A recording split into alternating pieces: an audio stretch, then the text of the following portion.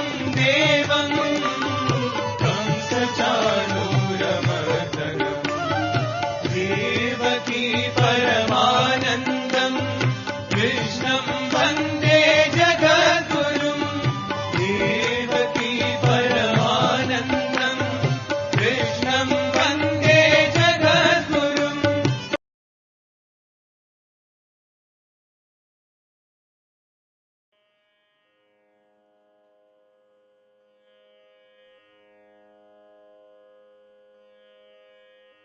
శ్రీ గురుభ్యో నమః.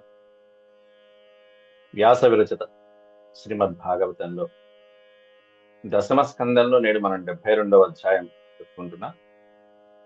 నేడు చెప్పుకోబోయేటువంటి అంశంలో శ్రీకృష్ణ పరమాత్ముడు ఇచ్చినటువంటి సూచన ప్రకారం ధర్మరాజు తన సోదరుణ్ణి నలుగురిని కూడా 4 దిక్కులకి దిగ్విజయ యాత్రకు పంపించడం జరుగుతున్నది.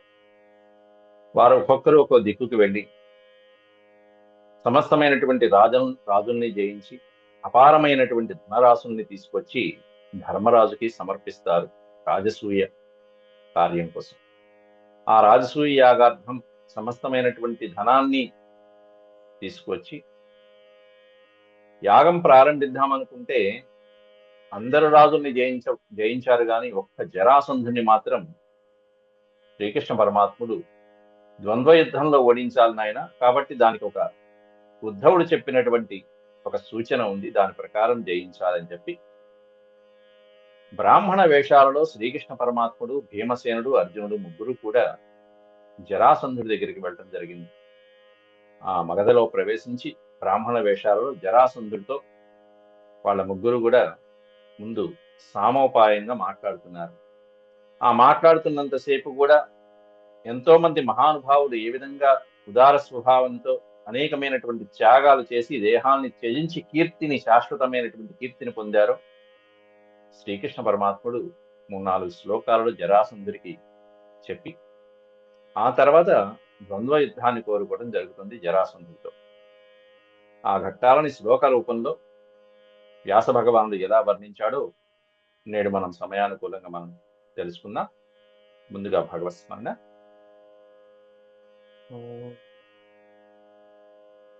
శుక్లాంబరధరం విష్ణుం శశివర్ణం చతుర్భుజం ప్రసన్నవదనం ఛాయేత్ సర్వవిఘ్నోపశాంతయే.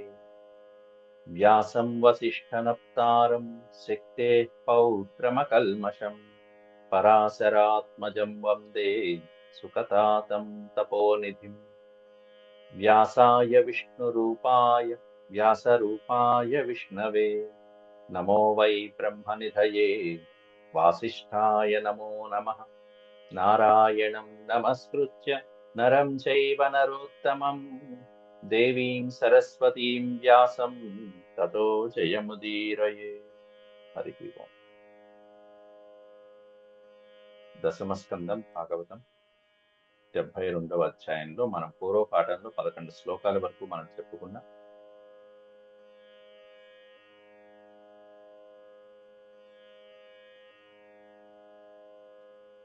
దాంట్లో నకశ్చిత్ మత్పరం లోకే తేజసా యశసా స్త్రియా విభూతిర్వాభి భవేద్దేవోపి కిము పార్థివ. నా భక్తుడైనటువంటి వాడిని నేను కాపాడుకుంటాను. నా యొక్క అద్భుతమైనటువంటి స్వామి స్వయంగా ఇచ్చినటువంటి తన తేజస్సుతో ఆ భక్తులు నిరంతరము రక్షించబడుతూ ఉంటారు. అట్లాంటి తేజస్సు కలిగినటువంటి, అంటే నా విభూతులైనటువంటి, నా భక్తులైనటువంటి వారిని దేవతలు కూడా ఎవరు ఏమి చేయలేరు. అట్లాంటిది కిము పార్థివ, ఇంకా సామాన్యమైనటువంటి రాజులు ఏం చేస్తారు నా భక్తుల్ని అంటూ. కాబట్టి ధర్మరాజుతో శ్రీకృష్ణ పరమాత్ముడు రాజసూయ యాగమి అందరి అభిమతము, నేనే కాదు రాజులు, రాజర్షులు, దేవర్షులు, మహర్షులు అందరూ కూడా అదే కోరుకుంటున్నారయ్యా. సమస్తమైనటువంటి ప్రజలు నీవు రాజసూయం సంకల్పించడమే కోరుకుంటున్నారు. కాబట్టి ఇదే మా అభిమతం. దానికి తగినట్టుగా నీ సోదరుని నలుగురిని 4 దిక్కులకి దిగ్విజయ యాత్ర పంపించు. వాళ్ళు సమస్తమైనటువంటి రాజన్యుల్ని జయించుకొస్తారు. ఎందుకంటే వాళ్ళు నా భక్తులు కాబట్టి నా యొక్క తేజస్సు వాళ్ళలో ఎప్పుడు ఉంటుందయ్యా. కాబట్టి అలాంటి నా యొక్క తేజస్సుతో నింపబడినటువంటి భక్తులైనటువంటి వాళ్ళని దేవాది దేవతలు కూడా ఎవరు ఏమి చేయలేరు, ఇంకా సామాన్యమైనటువంటి రాజులు ఏం చేస్తారు చెప్పు అనేటువంటి ధైర్యాన్ని ధర్మరాజులో నింపాడు శ్రీకృష్ణ పరమాత్ముడు. ఆ తర్వాత సుఖయోగీంద్రుల వారు పరమాత్ముడి యొక్క నిర్ణయం తెలుసుకున్నాక సభలో ధర్మరాజు పరమానంద భరితుడైపోయి ఇక సోదరుల్ని నలుగురిని ఆజ్ఞాపిస్తున్నాడు దిగ్విజయ యాత్రకి. తాను యజ్ఞదీక్షలో ఉంటాడు ధర్మరాజు. సోదరులు నలుగురు నలుదిక్కులకి వెళ్ళి రాజుల్ని జయించి తీసుకువచ్చినటువంటి ధనంతో, అపారమైనటువంటి ధనరాశులతో యాగం ప్రారంభించాలి. శ్రీ సుక ఉవాచ నిశమ్య భగవద్గీతం ప్రీతః పుల్లముకాంబుజః భ్రాతॄన్ దిగ్విజయేయుక్త విష్ణుతేజోపబృంహితాన్. నిశమ్య భగవద్గీతం నిశమ్య, భగవంతుడు చెప్పినటువంటి ఆ గీతని, ఆ మధురమైనటువంటి వాక్కులని నిశమ్య అంటే ఆలకించి విని, ప్రీతః పుల్లముకాంబుజః చక్కటి ఆనందమైనటువంటి నేత్రాలతో ధర్మరాజు పరమానంద భరితుడై, ఎందుకంటే యాగం చెయ్యమని చెప్పింది నారదుడు, ఆ లక్ష్యం ఇచ్చింది తండ్రి అయినటువంటి పాండురాజు అయితే దానికి భగవంతుడి యొక్క ఆదేశం లేకపోతే, భగవంతుడి ఆశీస్సులు లేకపోతే ఏం చేయలేమని కృష్ణ పరమాత్ముడు ఏం చెప్తే అదే నిర్ణయం, నా నిర్ణయం అని చెప్పి ఆయన మీదే భారం వేసి కూర్చున్నాడు ధర్మరాజు. ఆయన చేయటమే మంచిదని చెప్పి సంకల్పించాక అప్పుడు ఆనందించి భ్రాతృన్ దిగ్విజయే అయుంత అనొచ్చు, నియుంత అనొచ్చు, సోదరులు నలుగురిని కూడా దిగ్విజయ యాత్ర కోసం నియోగించాడు. ఎట్లాంటి సోదరుల్ని? విష్ణు తేజోపబృంహితాన్, విష్ణు తేజస్సు చేత నింపబడినటువంటి, అంటే స్వయంగా పరమాత్ముడి యొక్క తేజస్సు వాళ్ళలో అంతరంగాలలో అలా ప్రవేశపెట్టబడినటువంటి తన నలుగురు సోదరుల్ని కూడా దిగ్విజయ యాత్రకి పంపిస్తున్నాడు, నియమించాడు ధర్మరాజు. ఎవరెవరు ఏ దిక్కుకు వెళ్తున్నారు అనేటువంటి వివరం ఒక్క శ్లోకంలో వ్యాసుడు చెప్తున్నాడు ఇక్కడ. సహదేవం దక్షిణస్యాం ఆదిశత్ సహసృంజయై దిశి ప్రతీత్యాం నకులముదీత్యాం సవ్యసాచినం ప్రాచ్యాం వృకోదరం మత్స్యైః కేకయై సహ మద్రకైః. సహదేవం దక్షిణస్యాం దిశి దక్షిణ దిక్కుకి మొట్టమొదట చిన్నవాడైనటువంటి సహదేవుని పంపిస్తున్నాడు. ఆ సహదేవుడికి తోడుగా సృంజయై సహ అన్నాడు. సృంజయై నిన్న మనం చెప్పుకున్నాం, కురు సృంజయులు అనేటువంటిది. సృంజయులు అంటే మనకి పంజాబ్ వైపు ఉండేటువంటి ప్రాంతంలో ఉండేటువంటి ద్రుపద మహారాజు మొదలైనటువంటి వాళ్ళు ఎవరైతే ఉంటారో వాళ్ళని సహాయంగా ఇచ్చి, దుష్టజమునుడు మొదలైనటువంటి వీరు వాళ్ళని సహాయంగా ఇచ్చి సహదేవుణ్ణి దక్షిణ దిక్కుకు పంపించాడు. దిశి ప్రతీత్యాం నకులముదీత్యాం సవ్యసాచినం. ప్రతీత్యాం దిశి పడమర దిక్కుకేమన్నా నకులుని పంపించాడు. ఉదీత్యాం దిశి ఉత్తర దిక్కునేమన్నా సవ్యసాచి అయినటువంటి అర్జునుని పంపించాడు. ప్రాచ్యాం దిశి తూర్పు దిక్కునేమన్నా వృకోదరుని పంపించాడు. ప్రాచ్యాం వృకోదరం మత్స్యై కేకయై సహ మద్రకై అంటున్నాడు. సహ అంటే వాళ్ళతో పాటు అన్నట్టు. మద్రదేశపు రాజు అయినటువంటి మేనమామ, వాళ్ళ బంధువులు, కేకయ దేశం వాళ్ళు, మత్స్యదేశం వాళ్ళు, మత్స్యదేశం అంటే విరాట రాజు మొదలైనటువంటి వాళ్ళు, వీళ్ళందరూ కూడా పాండవులకి చాలా బంధువులైనటువంటి వాళ్ళు, పాండవుల్ని అనిత్యం ఆరాధించేటువంటి వాళ్ళు. అంటే తమకి సహాయంగా ఉన్నటువంటి వాళ్ళతో పాటుగా వృకోదరుడు తూర్పు దిక్కుకి వెళ్ళాడు. ఈ ఒక్క శ్లోకంలో ఇక్కడ వ్యాసుడు భాగవతంలో ఈ విధంగా చెప్పాడు, కానీ మహాభారతంలో వాళ్ళు ఏ దిక్కుకి ఎవరెవరు ఏ ఏ ప్రాంతాలకు వెళ్ళి ఏ ఏ దేశాల్లో వెళ్ళి ఎలా యుద్ధం చేయాలి అనేటువంటి అంతా సవివరంగా చెప్తాడు ధర్మరాజు. రామాయణంలో రాముడికి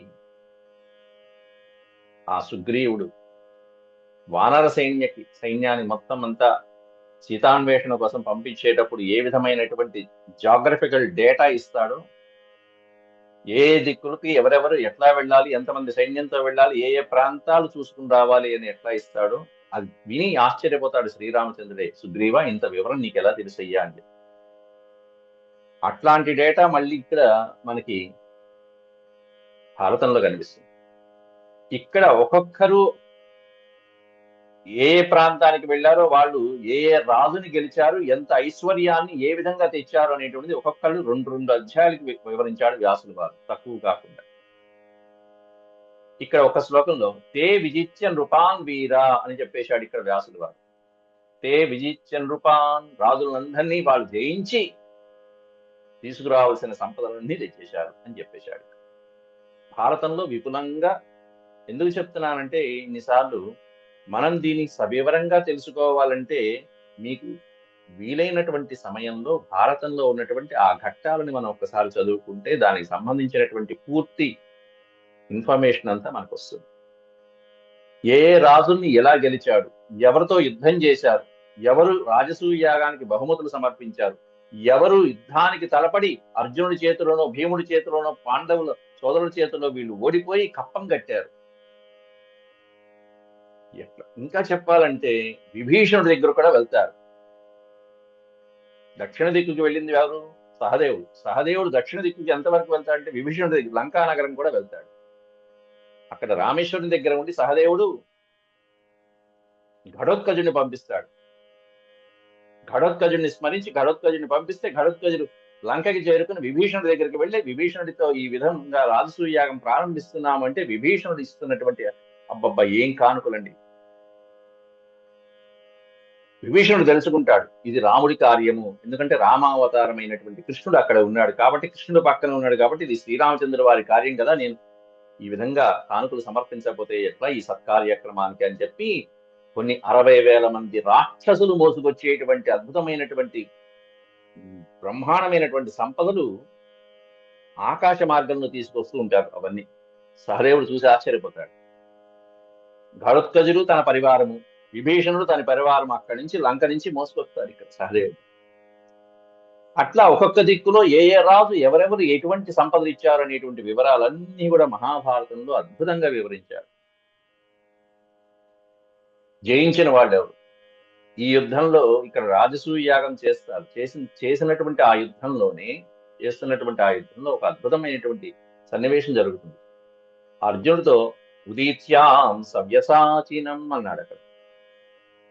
ఉదీత్యాం ఉత్తర దిక్కుకు వెళ్ళినటువంటి సవ్యసాచి అయినటువంటి అర్జునుడితో తలపడినటువంటి వాళ్ళు వాళ్ళు ఉన్నారు, ప్రధానమైనటువంటి వాళ్ళు.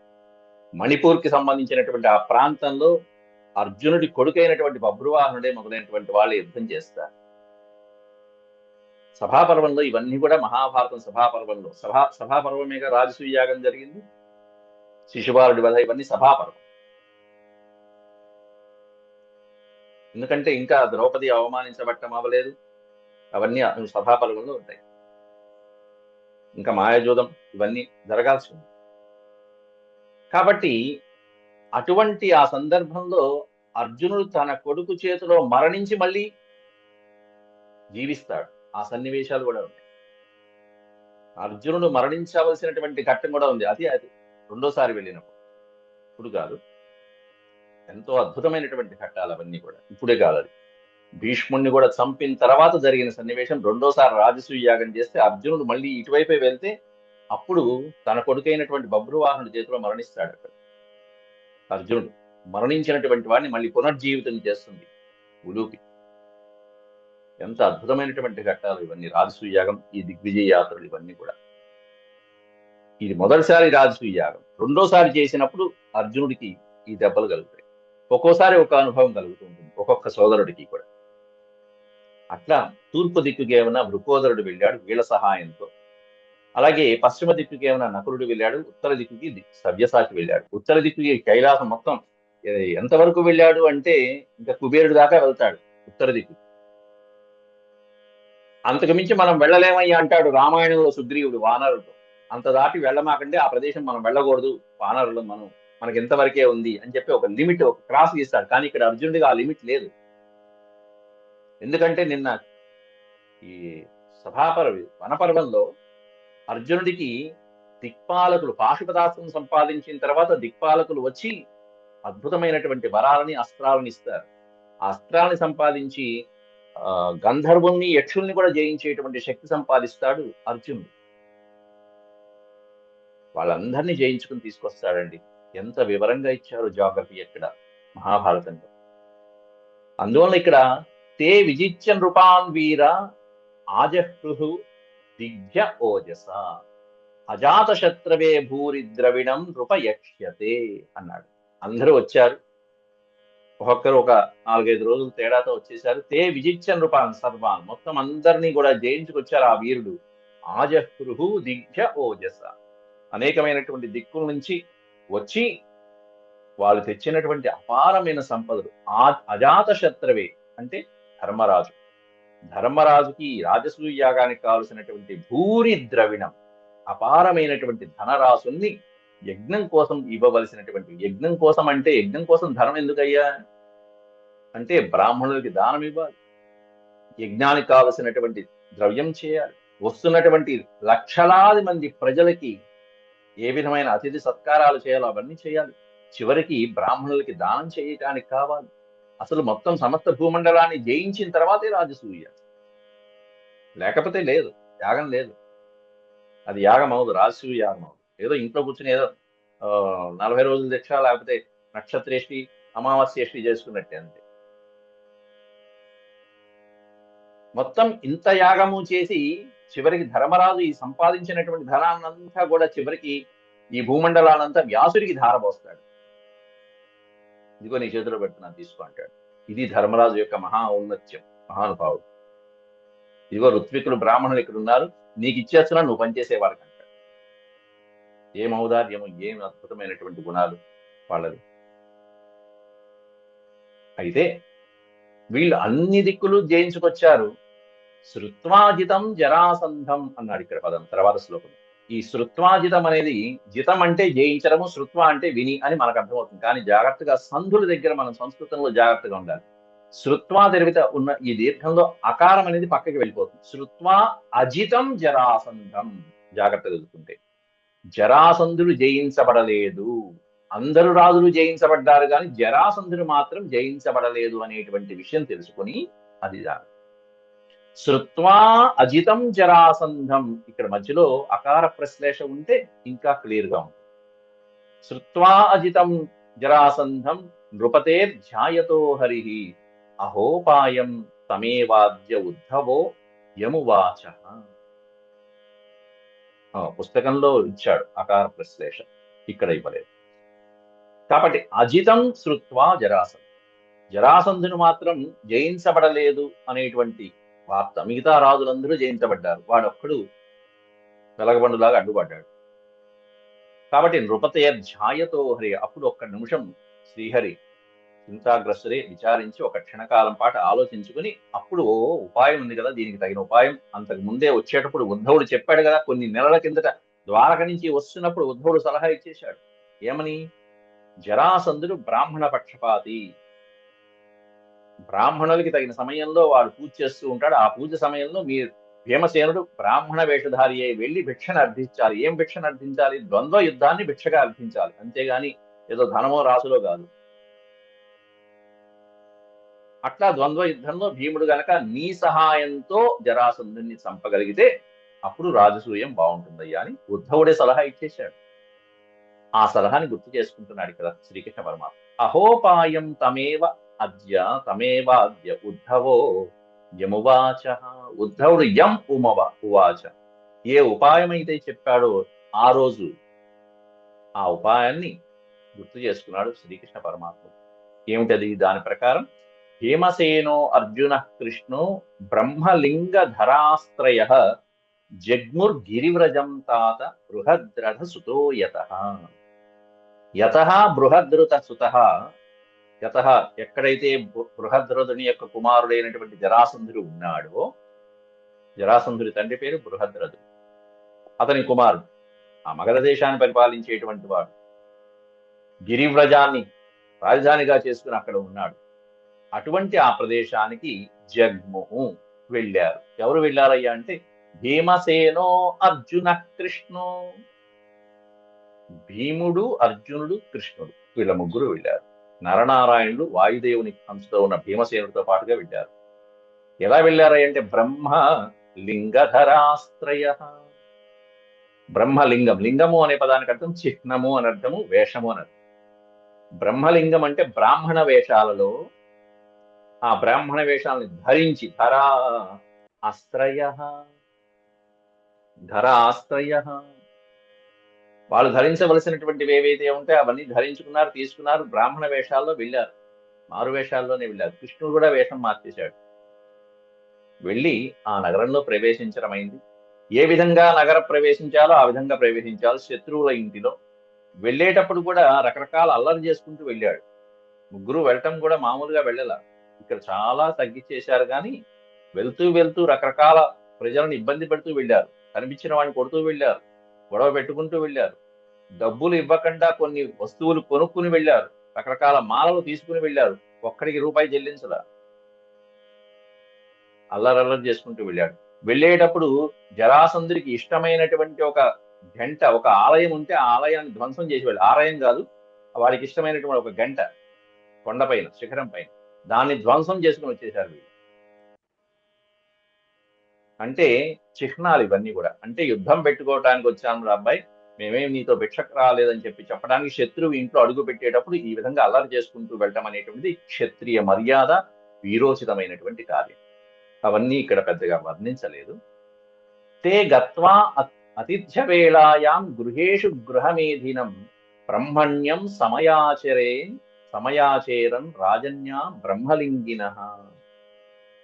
తే గత్వా ఆతిథ్య వేళాయాం అన్నారు. రెండు ప్రశ్లేషలు పెడితే ఆ దీర్ఘమైన ఆకారం పెట్టుకోవాలి మనం.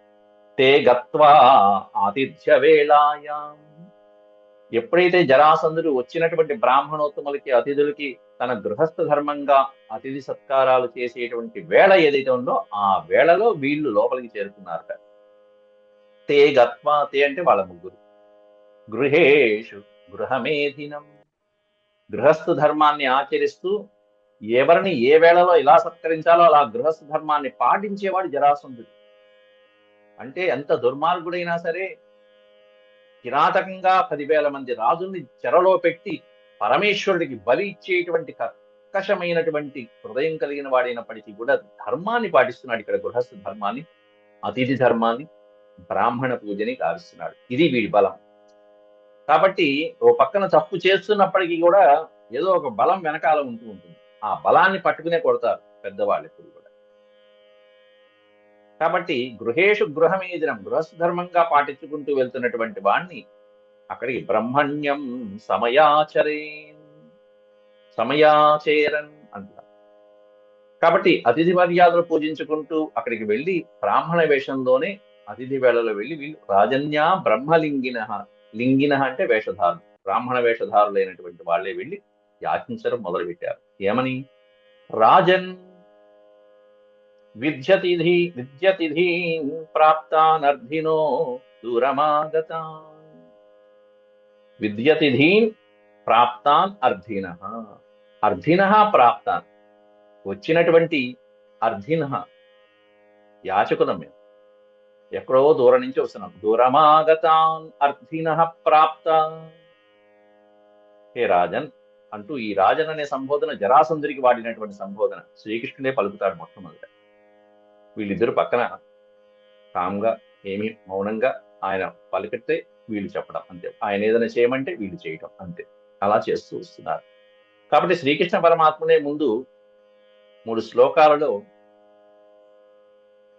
కీర్తి ప్రతిష్టలు ముఖ్యము, ఈ శరీరం అశాశ్వతము అని చక్కటి సుభాషితాలుగా ముందు జరాసంధుడికి రకరకాల శ్లోకాలలో నీతిని బోధిస్తున్నాడు పరమాత్మ.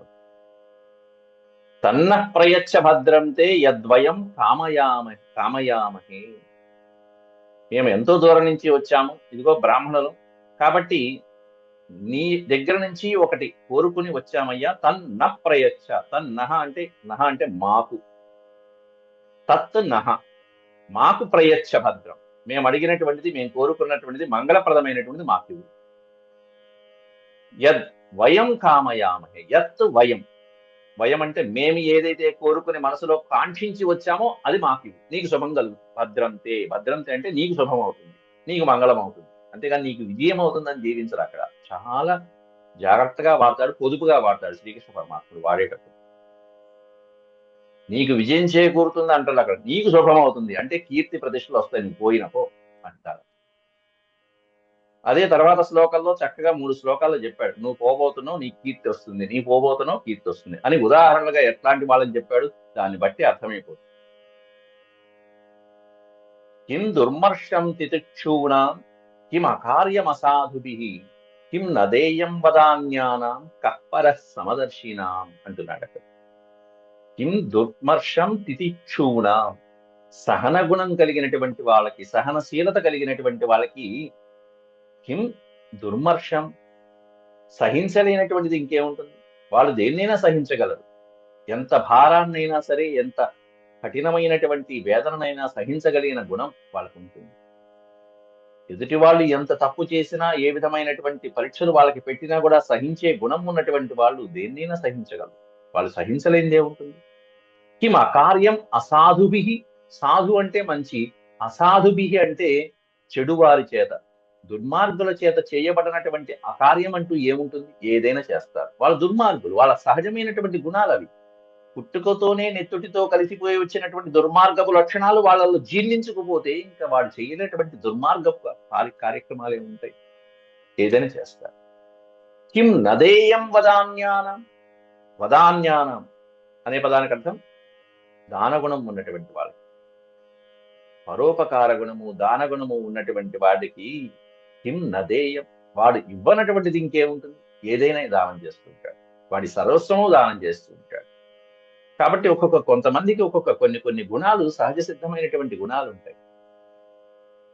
అదే వాళ్ళకి కీర్తిని తెచ్చిపెడుతుంది, వాళ్ళకి అపకీర్తిని తెచ్చిపెడుతుంది. దుర్మార్గమైనటువంటి వాళ్ళు చేసేటువంటి చెడు కార్యాల వల్ల వాళ్ళకి అపకీర్తి వస్తుంది. సన్మార్గమైనటువంటి వాళ్ళకి, పరోపకార గుణాలు కలిగినటువంటి వాళ్ళకి దాని వల్లనే వాళ్ళకి కీర్తి వచ్చింది. దీనికి ఉదాహరణలు మనకి చరిత్రలో పురాణాల్లో చాలా ఉంటాయి. కహ్పర సమదర్శినాం, సమదర్శినాం సమదృష్టి కలిగినటువంటి వాళ్ళకి, కహ పరహ, పరహ అంటే ఇతరుడు, సమానమైన దృష్టితో ఉండేటువంటి వాడికి ఇతరుడు అనేటువంటి వాడు ఎవరుంటారు, అందరూ సమానమే వాడికి. అంటే శత్రు మిత్రం అనేటువంటి భేదం అనేటువంటిది వాడికి ఉండదు. సమదర్శిన వాడు గొప్పవాడని కదా భగవద్గీతలో స్వామి ప్రవచించింది. సమదృష్టి కలిగినటువంటి వాడు యోగి, పరమయోగి అంటూ ఇక మెల్లగా స్వామి చెప్పదలుచుకున్నటువంటి దాన్ని 2 ముక్కలో చెప్తున్నాడు. యో నిత్యేన శరీరేణ సతాం గేయం యశోధ్రువం నాచినోతి స్వయం కల్పః సవాచ్య సోచ్యయేవసః అంటున్నాడు. అనిత్యమైనటువంటి ఈ శరీరం కోసం ప్రాకులాటం కంటే శాశ్వతమైనటువంటి యశస్సు అది సంపాదించడం గొప్ప కదయ్యా జరాసంధ అంటూ బ్రాహ్మణ వేషంలో ఉన్నటువంటి కృష్ణుడు మెల్లగా ముగ్గులో దింపుతున్నాడు విషయంలో. అంటే నువ్వు అటువంటి కీర్తిని సంపాదించవా, ఏమింది ఈ శరీరం, యో అనిత్యేన శరీరేణ, ఈ శరీరం అనిత్యమైనటువంటి శరీరం, దీంతో ఈ శరీరం నాకింత బలం ఉంది, ఇటువంటి అపారమైనటువంటి రాజ్య సంపదలు ఉన్నాయి, ఇంత అందం ఉంది, ఈ విధమైనటువంటి అధికారం ఉంది, ధనం ఉంది, ఏంటి ఈ పొగరు, ఎంతకాలం ఉంటుంది ఈ శరీరం, ఇది అనిత్యమైనటువంటి. సతాం గేయం యశోధ్రువం, సజ్జనులకి ఈ శరీరం కాకుండా వేరే శరీరం ఉంటుంది, వాళ్ళకి కీర్తి అనేటువంటి శాశ్వతమైన శరీరం ఉంటుంది.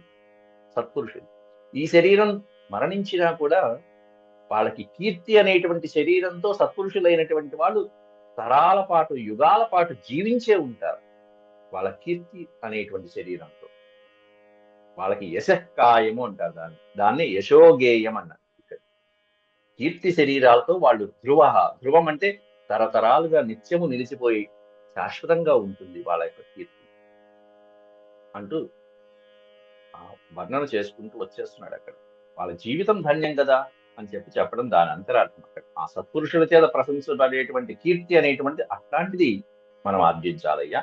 నాచినోతి స్వయం కల్పః సవాచ్య సోచ్య ఏవసః, అటువంటి కీర్తిని మనం ఆర్జించాలి. అలా చేయకపోతే ఇంకా జీవితం ఏముంది, అశాశ్వతమైనటువంటి జీవితం కోసం మనం ప్రాకులాడుతూ ఉంటే ఇంక అంతకంటే సోచ్య, శోకించదగింది ఏముంది, అంతకంటే దుఃఖమైనటువంటిది ఇంకోటి ఉంటుందా.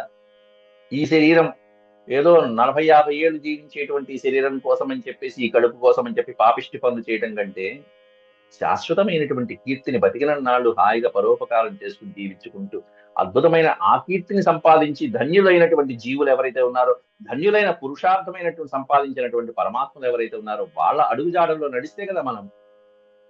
లేకపోతే మన జీవితం వ్యర్థమే కదయ్యా. ఎట్లాంటి వాళ్ళు ఉన్నారు? హరిశ్చంద్రో రంతిదేవ వించవృత్తి శిబిర్బలి వ్యాధ కపోతో బహవో యధ్రువేణ ధ్రువం గతా. అద్భుతమైనటువంటి వాళ్ళ చరిత్రలు ఒక్కసారి గుర్తు చేశాడు ఒక్కసారి శ్లోకంలో. వీళ్ళందరినీ కూడా పరమాత్ముడు తనలో లీనం చేసుకున్నటువంటి గాథలే.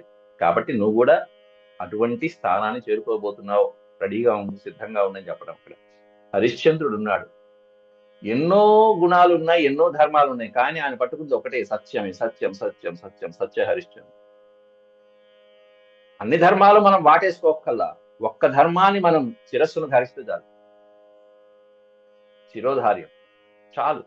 దాని ఒక్కదాని వలన మన చరిత్ర, మన తరతరాలు కూడా బ్రహ్మాండమైనటువంటి అద్భుతమైనటువంటి స్థితిలో, స్థాయిల్లో కీర్తి తెచ్చిపెట్టే గుణం. రంతిదేవ, రంతిదేవుడు. అలాగే ఉంచవృత్తి అనే పదం పెట్టాడు అక్కడ. అంటే ఉంచవృత్తితో జీవించేటువంటి వాడు ఎవరైతే ఉంటారో, అంత ఉంచవృత్తిని జీవిస్తూ కూడా, ఉంచవృత్తి అంటే మనం భిక్షాటన చేసుకోవడం ఒకటి, లేకపోతే ఆ దాంట్లోని రకరకాలైనటువంటి పద్ధతులు ఉంటాయి.